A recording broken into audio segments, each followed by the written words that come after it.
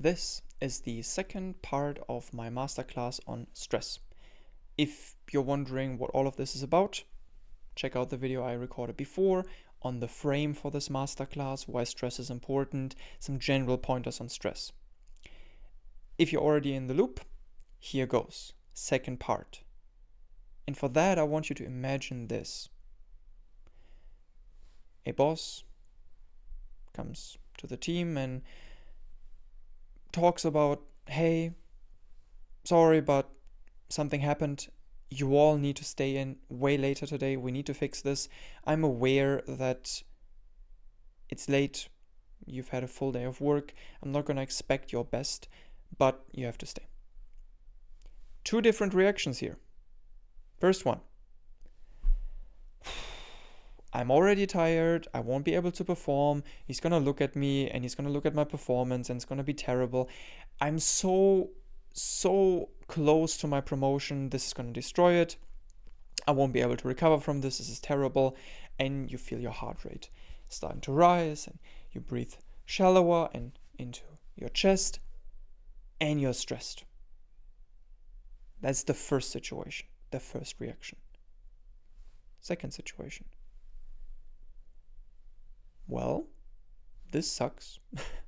I had this beautiful dinner with my wife planned. I'm gonna miss that. I'm gonna have to tell her. But he just said that he understands that we won't be able to bring our best, so I guess there is understanding. It's a safe situation, but it's still uncomfortable. But actually, this is perfect because this is uncomfortable, it's safe, I can train my resistance here. This is exactly what I need, it's uncomfortable, but I'm gonna go into it anyways. I'm gonna give it my best and I'm gonna grow with this situation. What about all of this? Why is this important? Well, this video is about the difference and why one is a lot better long-term and also short-term than the other reaction. Hi, I'm Sven. I'm a holistic performance psychologist with the mission of empowering you with the knowledge and tools necessary to consistently achieve your goals. And I'm stoked that you're taking time today to explore the second part of my masterclass on stress. This one is about the moment before stress, front-loading skills and tools and mindset and physicality before you enter a stressful situation. All right, two different reactions that I talked about before. One was very much, this is out of my control, this is terrible, and the other one was a very different mindset. It was about acceptance and it was about knowledge that this has the potential to be beneficial. There's the negative part, and it's unrealistic not to have a negative reaction, and it's also unhealthy because likely you will have that negative reaction, and if you ignore that, it will build up inside of you and you will have a harder time managing the stress later on. Mindset is one of the most important skills you can train and develop before a stressful situation. It will help you with your default reaction. Because by definition, stress is something stressful, something threatening. And in that situation, you won't really be able to think as clearly. That's a hallmark of stress. Your processing is shorter. Goes to your amygdala, the emotional center in the brain, and then directly to your body. And your body reacts. That's stress for you. So if you say, well, mindset, I can just do that in that situation, you can't. We'll get to that in the next video, what you can do in that situation. But usually, if it's a stressful stimulus strong enough, you will have reduced ability to think about anything clearly in that situation. Instead, you want to do the thinking before. You want to build a mindset before that changes your default reaction. So you have more tools, and ideally you don't even fall in that emotional reaction as strongly, where you lose the capacity to think, where your body interprets this as dangerous. Which is exactly what happened with our first example, by the way. That was dangerous. There's the potential to lose the promotion. There is real value and threat in that. In the second situation, there is no real threat because it's clear that this is a safe environment and it's clear that this is something that has benefit. It's not a dangerous thing. How do you train the default reaction? Well, the very first step you're already doing. You're learning about it. You're understanding the concept. And the more you understand it and the more you live it in a situation, and maybe afterwards, there's also a video on that coming, the more you understand it deeply, the more your body learns that stress, certain stress, is not dangerous. And that changes your default reaction because it's a learning, it's subconscious. You no longer have to think about it. It's just your body has determined, okay, this is fine. We've done this a lot of times, it's fine.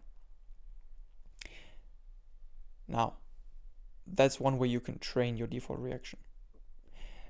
The other way is you build a mindset of growth. What do I mean with that? Growth means you need uncomfortable situations. Growth means you need to go out of your comfort zone. In that situation, from that perspective, something that puts you outside of your comfort zone is perfect. It plays into your cards. That means it's not a threat actually. It's helpful. So having a growth mindset and living that again, training that, seeing these situations that might be uncomfortable, and in the situation or afterwards, realizing, okay, this was good. I'm grateful that this happened. Take a moment, feel grateful about it, feel proud of it. Those are hallmarks of a growth mindset. And all of this combined with elective hardship, being conscious about going out there into situations that are hard, that are stressful, trains this muscle that will produce a default reaction that is better than if you wouldn't train it. Let me really double down on elective hardship for another moment, because that is going to be your tool, that is going to be your fuel for getting to that default reaction that is positive and empowering and doesn't make you lose control. Take a moment, reach inside, and find the things that stress you. Find the things that you really do not want to do. And then find a way you can do them. Maybe not the entire thing, maybe only a part of it, half of it. Go for it. Train it. Elect, choose, consciously, willingly to go in there. For me personally, it would be needles. So maybe I could go and get some blood donated. Maybe if that's too strong, I could go and get a checkup where instead of donating half a liter of blood, I can just donate a little vial. Maybe even that is too strong. Maybe I gotta start with some form of little needle. And maybe there's a checkup where that small needle is inserted in my finger to check blood oxygen. You could even buy one of those devices to check for blood oxygen or blood sugar. Uncomfortable, but manageable. Find a level that you can take and then build your way up. Just like you would build a muscle. Progressive overload.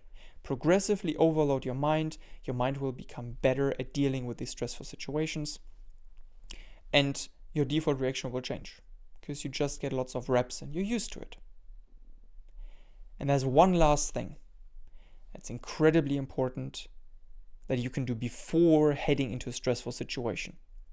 And that is building your capacity, having that buffer. And that buffer is your usual things. The big three, for example. You have sleep. Sleep well. It's gonna be so much easier for you and your body to manage situations if you've slept well. If you haven't slept well, your body is already feeling stressed, threatened, because you're not as well prepared.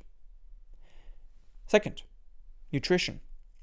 If you're not eating well, especially if you're eating lots of carbohydrates, sugars, your blood sugar is going up and down, up and down. That is very threatening to your body. Why? Because being low on blood sugar means you can't really think as well, you can't really react as well. And if your body's in a situation where there is a threat and the body's looking inside and there's not enough energy, not enough sugar in your blood, that is stressful. You're getting caught with your pants down. You don't want that. And the last one, sports. Sports, exercise, same thing. You're building strength. You're also building tolerance for higher blood pressure. You're also building tolerance for adrenaline. All of those are things that happen naturally when you're training. And all of a sudden your body's used to it. It's no longer as threatening if your body's used to it.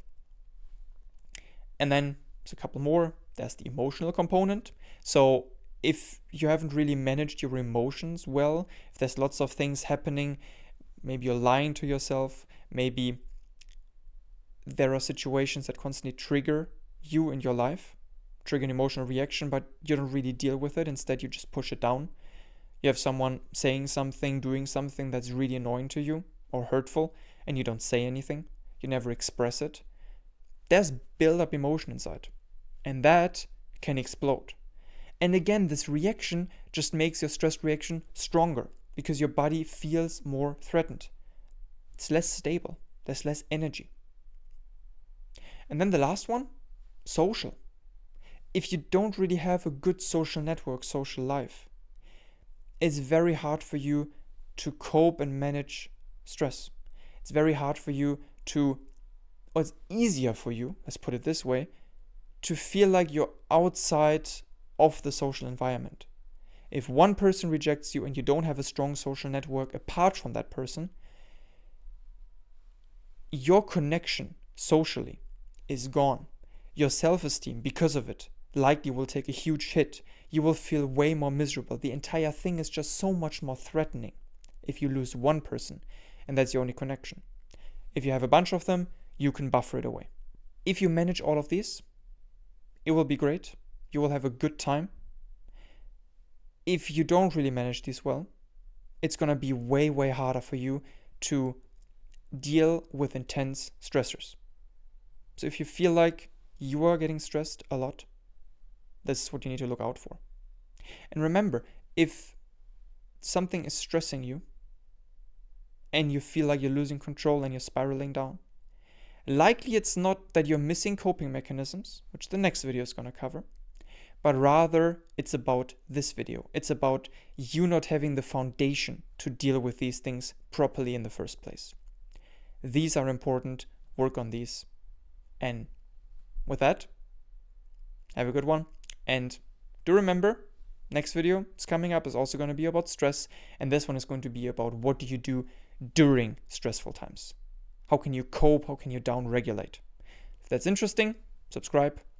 And a like to the video would be appreciated so we can get this message out to more people. Have a good one.